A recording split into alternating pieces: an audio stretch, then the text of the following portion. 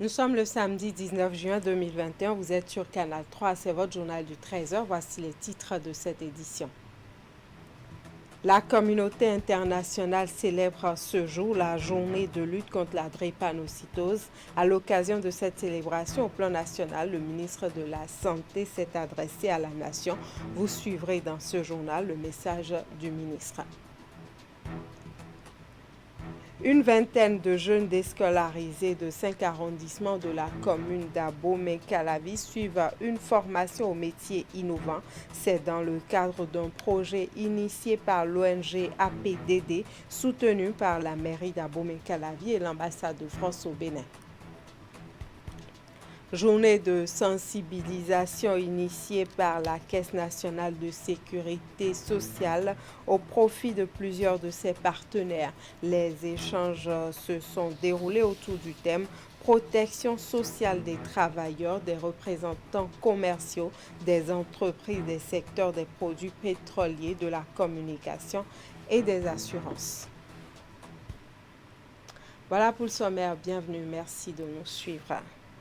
Comme je le disais en titre, la communauté internationale célèbre ce samedi 19 juin la journée de lutte contre la drépanocytose. À l'occasion de cette célébration au plan national, le ministre de la Santé s'est adressé à la nation. Je vous invite à suivre le message du ministre de la Santé. Il est au micro Canal 3 de Teddy Goudalo. La drépanocytose est une maladie héréditaire caractérisée par une mutation du gène de l'hémoglobine, protéine qui assure le transport de l'oxygène vers les divers organes. Chaque année, environ 300 000 bébés naissent avec la drépanocytose dans le monde et plus de 83% de ces naissances surviennent en Afrique. Au Bénin, on estime à plus de 4% la proportion des personnes atteintes de la drépanocytose.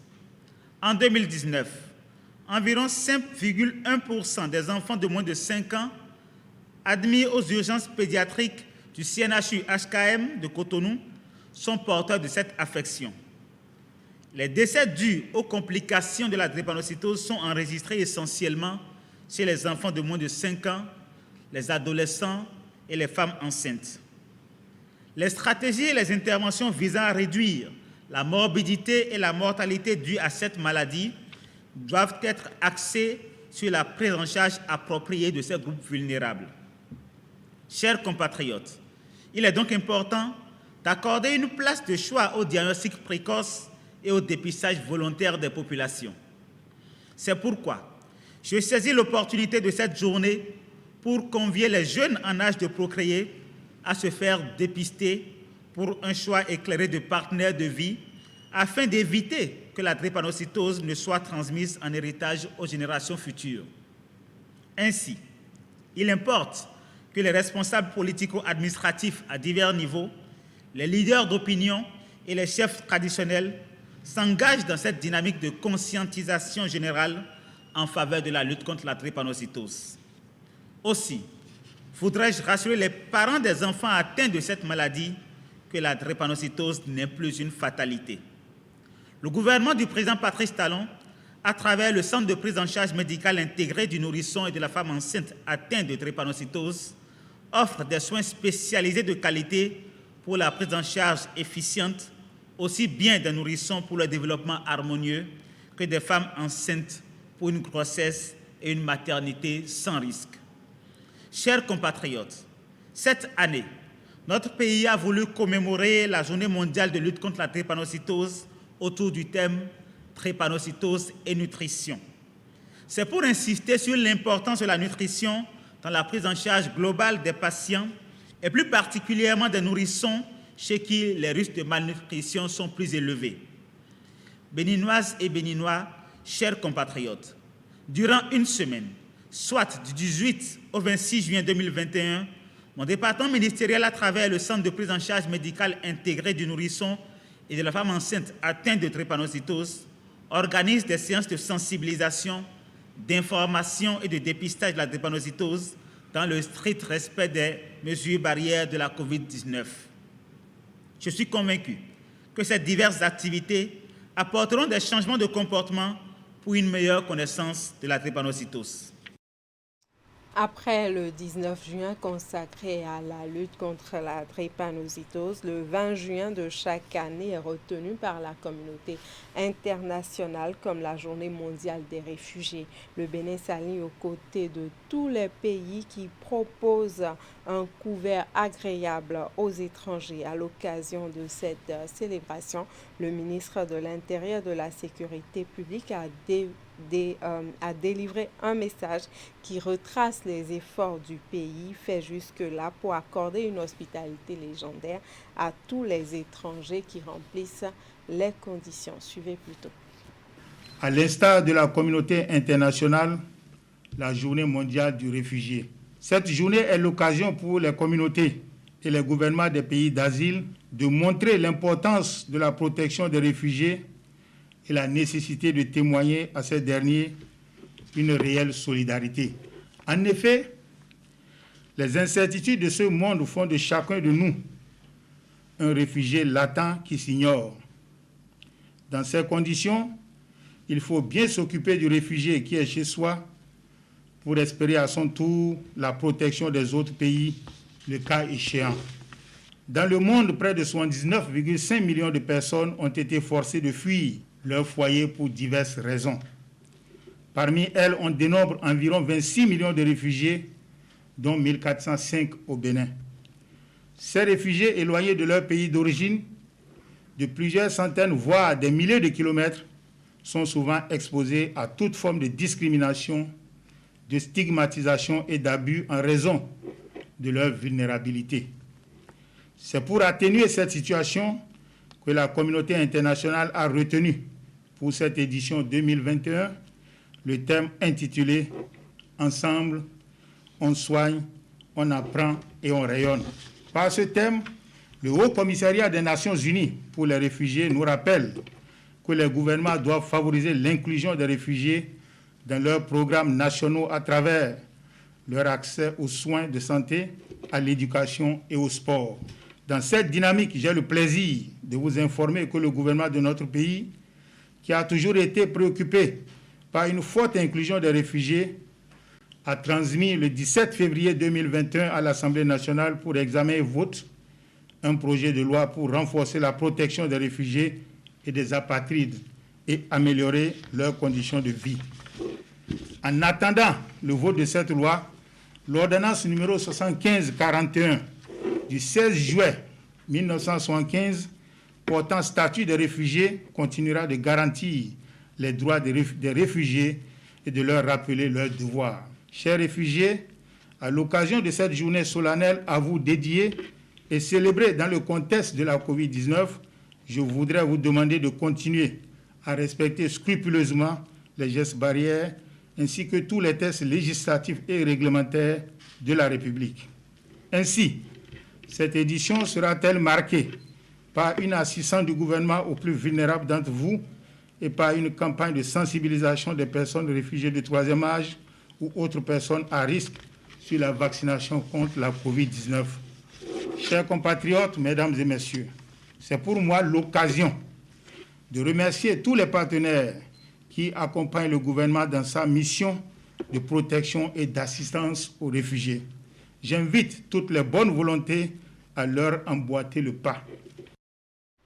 Et toujours dans l'actualité nationale, on s'intéresse maintenant à la tournée de prise de contact du nouveau préfet du département du Mono avec ses administrés. Cette tournée conduira le préfet dans les 6 communes placées sous sa juridiction administrative. Première étape de la tournée, la commune d'Atiémé. Précision dans ce reportage de Geoffroy Messin et Florent Douve.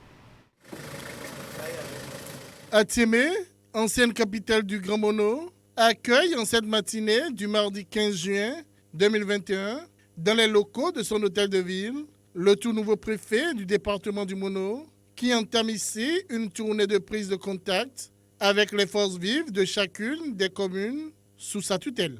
Son hôte, le maire de la commune d'Atiémé, était pour la circonstance épaulé par les membres du conseil communal, le personnel de la mairie et d'autres acteurs clés du développement à la base.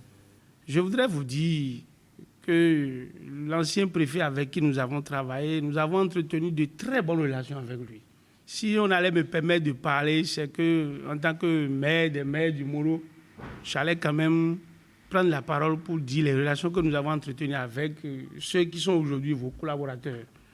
C'est des gens avec qui nous sommes vraiment très bien pour le simple fait que nous comprenons souvent. Pour une prise de contact, les objectifs de cette descente sur le terrain qu'effectue le préfet ont été rappelés. Les échanges ont aussi porté sur la dynamique qu'il compte imprimer au département afin que la mission à lui confiée par le chef de l'État soit accomplie avec succès. Nous sommes ici dans un rôle de chef d'orchestre pour non seulement vous aider à ce que votre politique au niveau communal soit arrimée sur les politiques de développement au niveau national, mais aussi vous aider à ce que tous les acteurs qui participent de ce développement puissent converger les énergies dans le seul but de la satisfaction des besoins de nos populations. Les différentes catégories d'acteurs du développement à la base de la commune ne se sont pas fait prier pour faire noter par le préfet leurs attentes et besoins. Puis j'ai à Thiémé le vrai problème que nous avons. Le véritable problème, c'est le problème de mobilisation des ressources propres. Le conseil communal que nous avons, à un moment donné, a bouillonné, mais je crois qu'actuellement, tout va très bien. Excusez que je parle de ce qui me concerne. Je peux vous assurer que la situation sécuritaire au niveau de la commune d'Athiémé est relativement calme. Je voudrais simplement vous dire que nous sommes prêts à Athiémé à vous accompagner pour que vous ayez le résultat. Puisque le chef de l'État a confiance en vous. Nous allons refaire ce tour et certainement, quand on va finir les prises de contact, cette fois-ci, c'est juste pouvoir mettre quand même un visage sur le titre de préfet, pour que chacun puisse connaître qui est le préfet. Et aussi collecter des données comme on veut le faire, qui me permettent d'avoir une vue plus ou moins globale sur les situations que vivent les populations. Donc, on va s'en tenir là. J'ai écrit, noté tout ce qu'on s'est dit. Nous allons revenir de bout en bout, chacun en ce qui le concerne, pour le diagnostic plus profond et en même temps les prises de solutions les plus adéquates pour nous aider à avancer. Démarré par Athiémé, cette tournée va conduire le préfet du Mono et sa suite dans les 5 autres communes de son territoire que sont Kouayogbe, Komé, Grand Popo, Bopa et Lokossa. Je vais vous envoyer ça.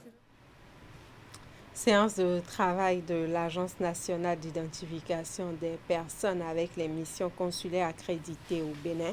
Objectif, présenter aux représentants diplomatiques les réformes opérées dans le secteur de l'identification des personnes au Bénin et surtout les techniques de contrôle d'authenticité des documents délivrés par l'agence. Précision dans ce reportage de Teddy Goudalo présenté par Clément Achadé. À cet atelier d'imprégnation sur les documents d'identification délivrés par l'Agence nationale d'identification des personnes, des représentants diplomatiques accrédités au Bénin. La séance est faite de présentation des réformes opérées dans le secteur, des dispositifs de contrôle d'authenticité des nouvelles pièces d'identité et bien d'autres. Vous avez pu noter l'avènement de nouveaux documents d'identification comme le certificat d'identification personnelle sur lequel est mentionné le numéro unique et national d'identification de l'individu, encore appelé numéro personnel d'identification, et puis récemment, l'avènement de la carte nationale d'identité biométrique. Aux côtés de ces documents d'identification de la personne, on peut également noter le certificat de coutume et de célibat. L'ensemble de ces documents intéresse vos services consulaires en ce que d'une manière ou d'une autre, ils sont requis pour l'établissement de certains documents au profit de nos compatriotes devant se rendre dans vos États. À travers cette rencontre, les missions consulaires accréditées sont donc appelées à prendre connaissance de la transparence et de la fiabilité qu'incarnent les documents d'identification des personnes. C'est le moment pour le gestionnaire mandataire de l'ANIP, Cyril Gougbedji, de démontrer encore une fois aux ambassadeurs la volonté du gouvernement à permettre à toute la population béninoise de disposer des documents d'identité sécurisés et fiables.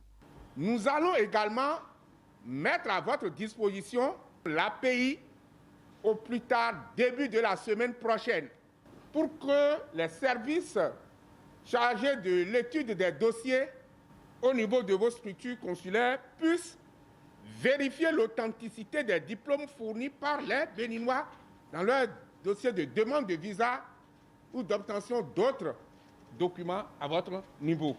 L'ANIP est déjà présente à Paris depuis une semaine, où nos compatriotes ont commencé par se faire enrôler pour avoir droit à leur numéro personnel d'identification, ce qui leur facilite la tâche pour l'obtention de l'acte de naissance sécurisé, le certificat d'identification personnelle, la carte nationale d'identité biométrique, le passeport biométrique et la carte consulaire biométrique. Cyril Gougbedji annonce l'installation des points d'enrôlement au RAVIP dans bien de services consulaires du Bénin au plus tard le 15 juillet 2021.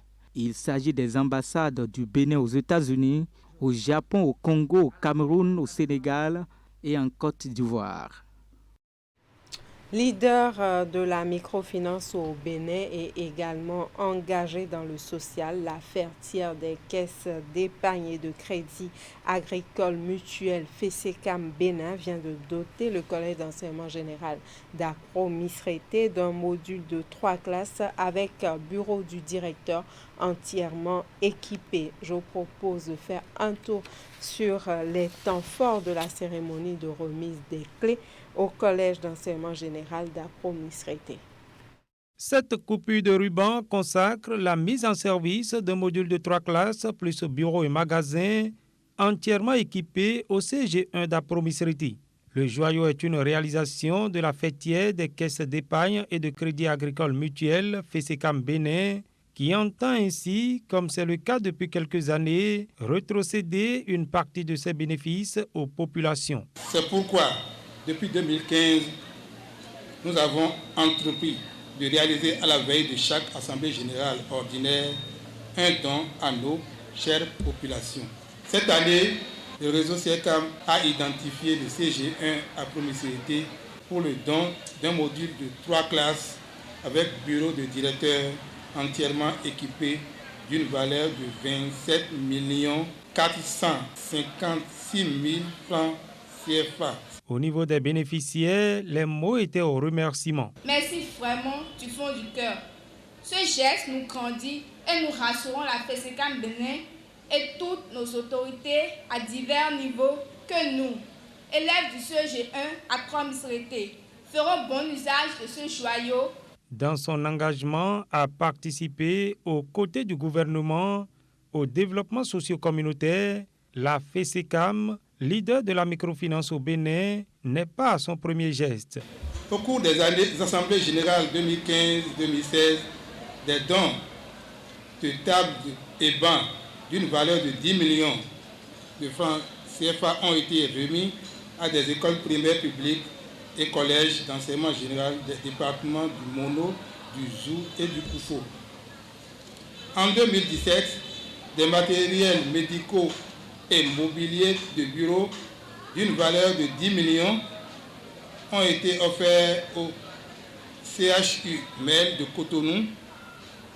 Un module de 2 classes entièrement équipé d'une valeur de 15 millions a été réalisé au profit du CG Madina de Kandi en 2018.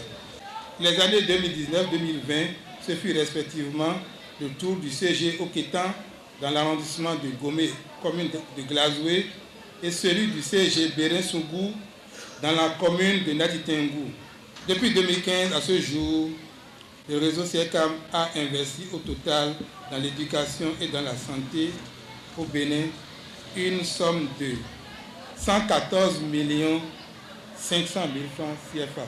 Créée depuis 1977, la FESECAM est aujourd'hui présente sur toute l'étendue du territoire national et offre des services qui visent à améliorer les conditions de vie des populations. Aujourd'hui, nous sommes agréés au ministère des Finances pour la domiciliation des salaires. Donc, comme toutes les autres institutions financières du Bénin, nous faisons aussi la domiciliation des pensions de retraite.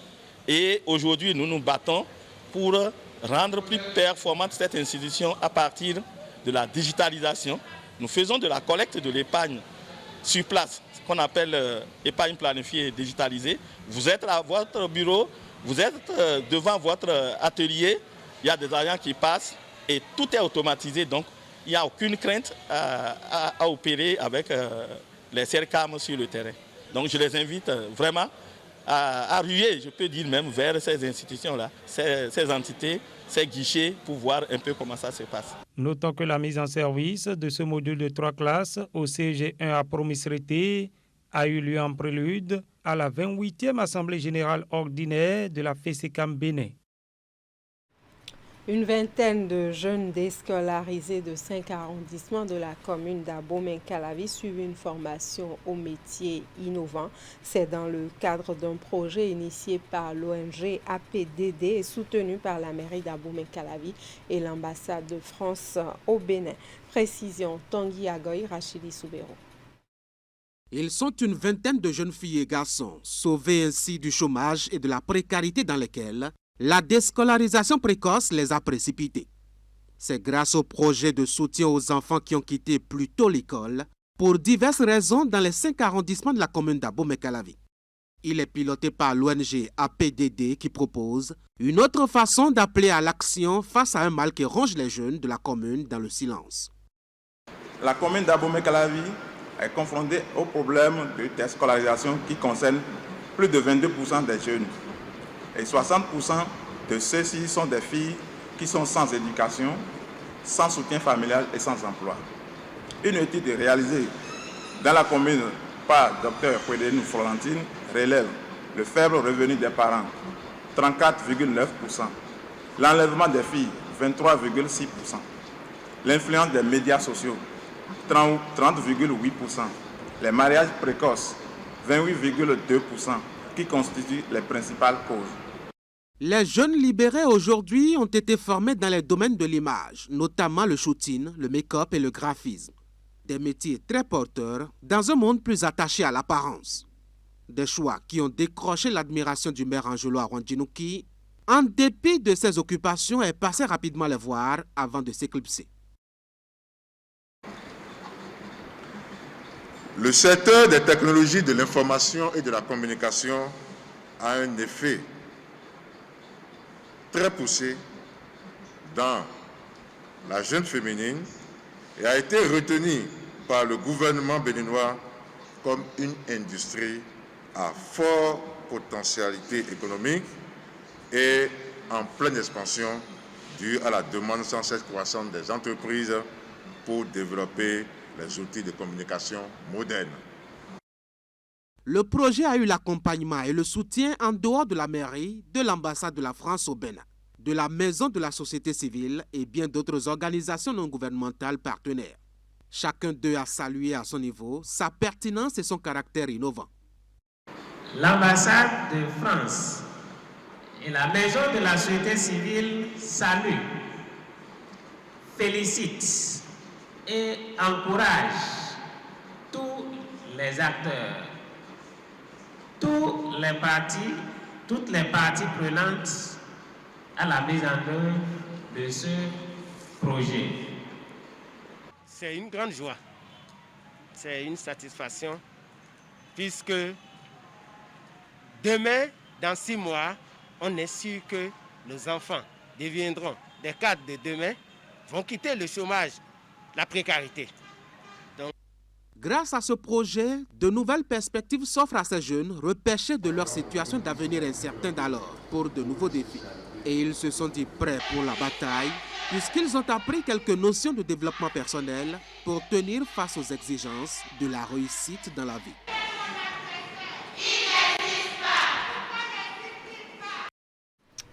Présentation d'une communication sur l'insertion socio-professionnelle et l'autoprotection contre les violences et les abus et exploitations effectuées sur les enfants déscolarisés. La séance est organisée par la Direction de la famille, de l'enfant et de l'adolescent du ministère des Affaires sociales et de la microfinance dans le cadre de la célébration officielle de la 31e édition de la Journée de l'enfant africain. Précision.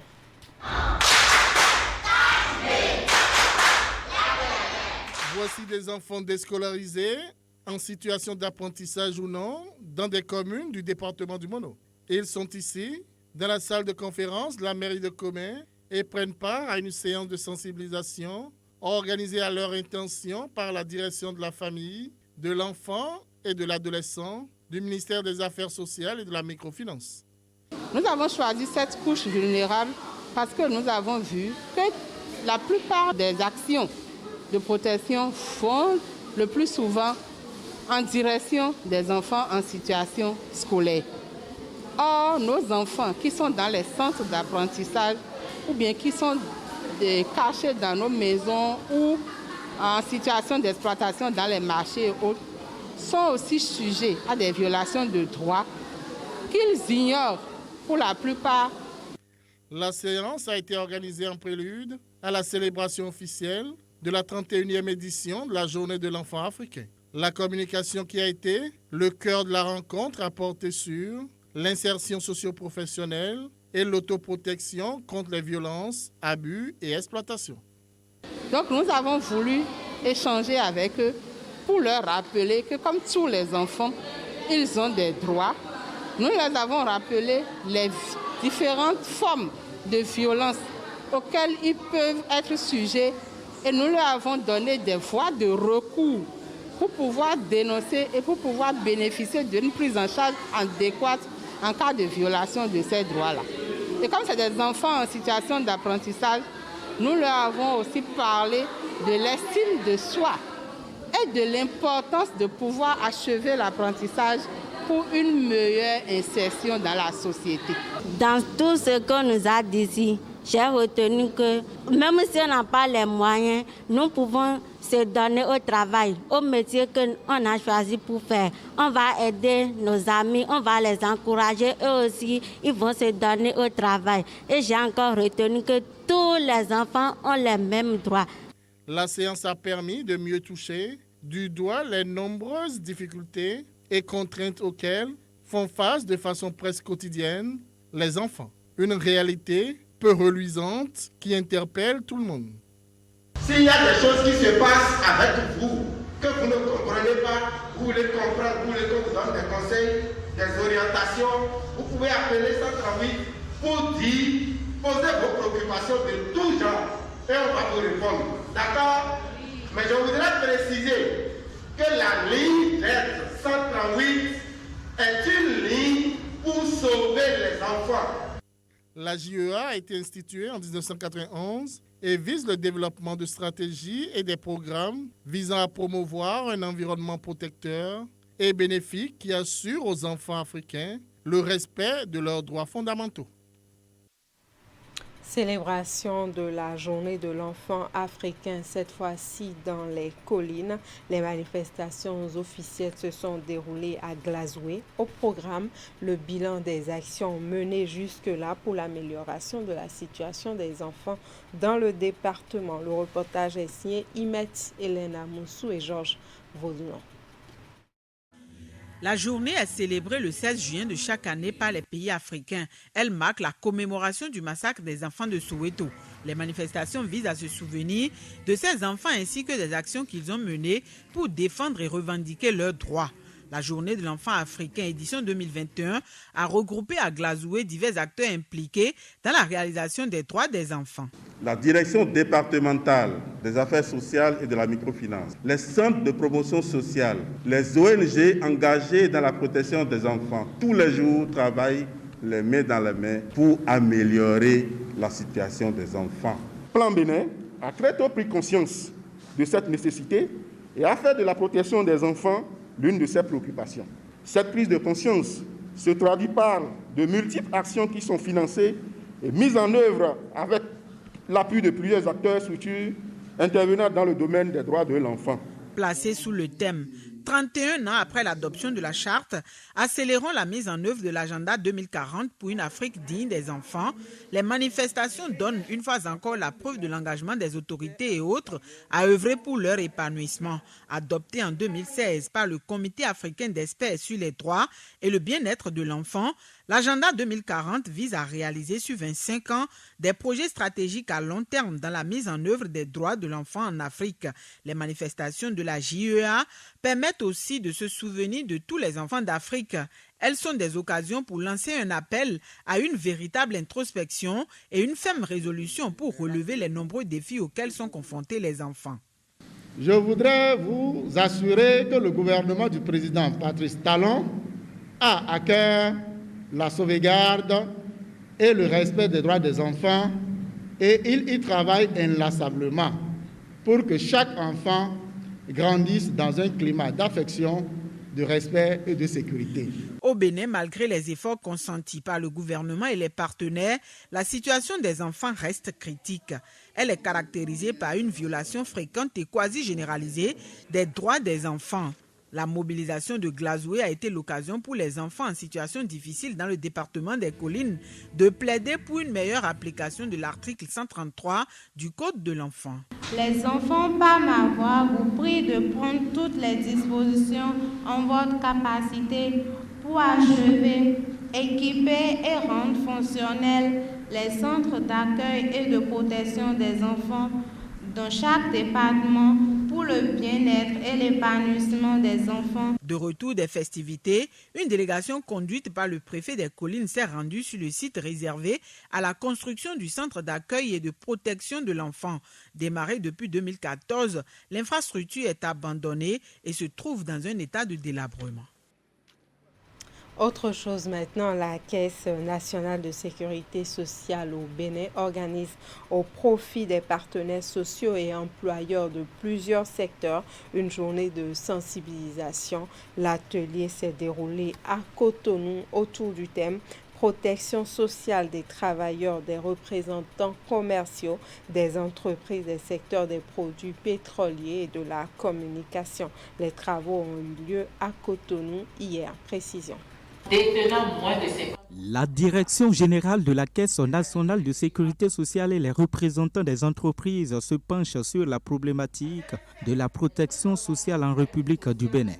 Il s'agit d'un atelier organisé par la CNSS pour rappeler aux employeurs la nécessité de déclarer leurs employés conformément au régime de sécurité sociale au Bénin. Ceci à cause de l'essor des franchises des représentants commerciaux et des sous-traitants qui n'affilient pas tous leurs travailleurs et ne s'acquittent pas de leurs obligations sociales. Pour changer la donne, la CNSS veut miser sur la communication avec ses partenaires sociaux. Les objectifs poursuivis sont notamment approfondir vos connaissances en matière de sécurité sociale, expliquer l'importance des déclarations et du paiement des cotisations sociales à bonne date, faciliter le bénéfice des prestations sociales servies par la CNSS, recueillir de vous de précieux avis et suggestions devant servir d'indicateur dans l'évaluation des actions menées.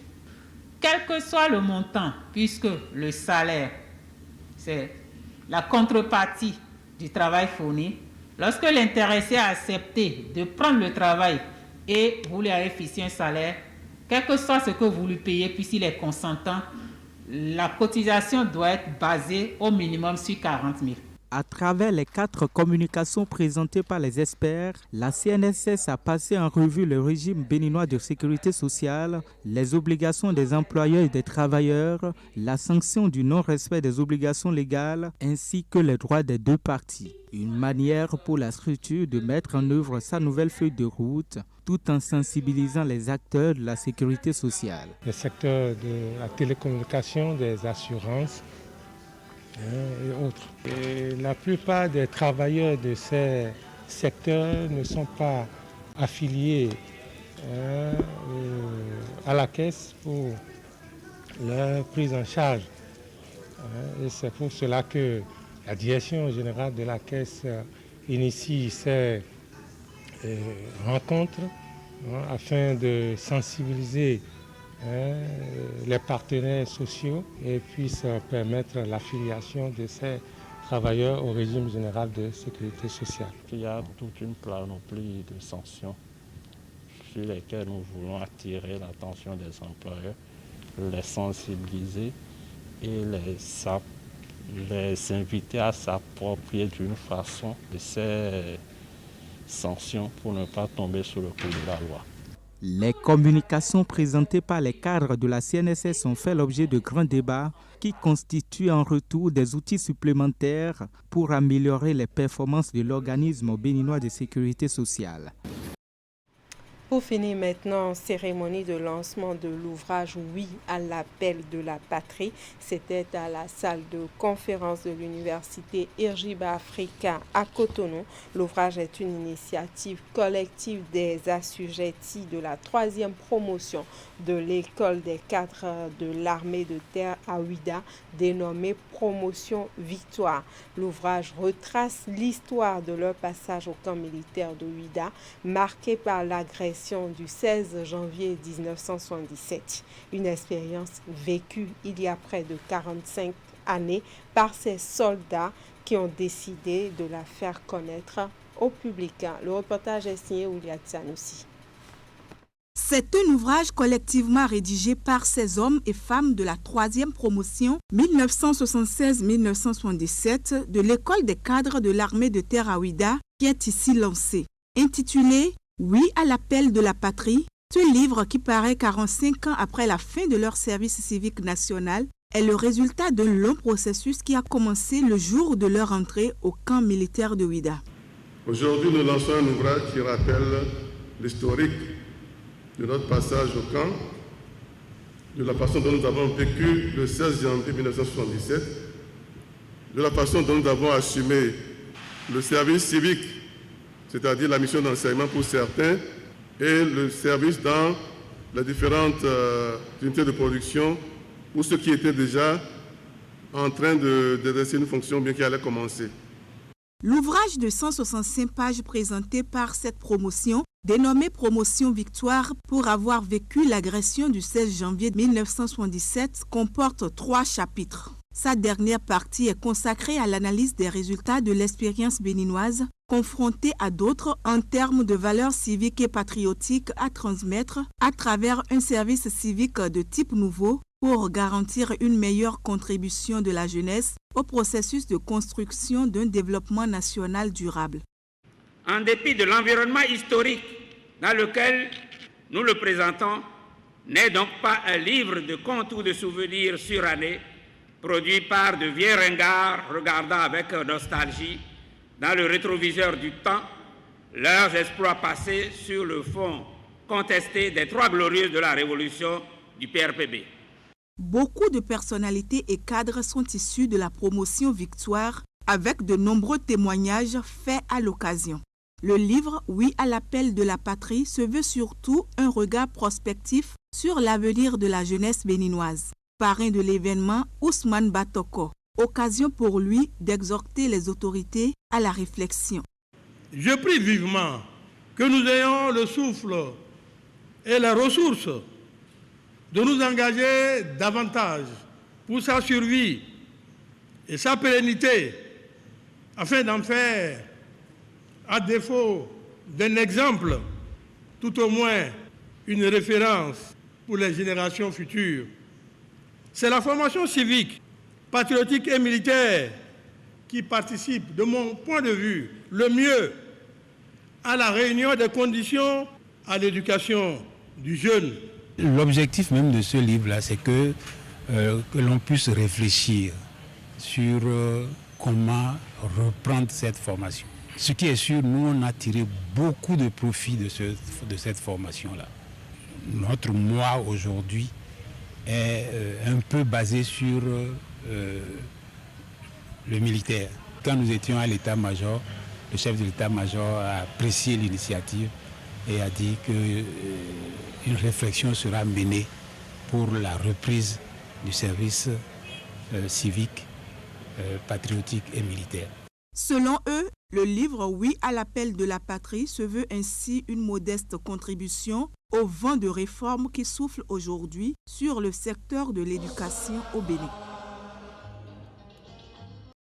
Voilà qui vient mettre un terme à ce journal. Toute l'équipe qui m'accompagne vous remercie pour l'attention et la fidélité. Nous vous souhaitons un très bon week-end en compagnie de nos programmes sur Canal 3 Bénin.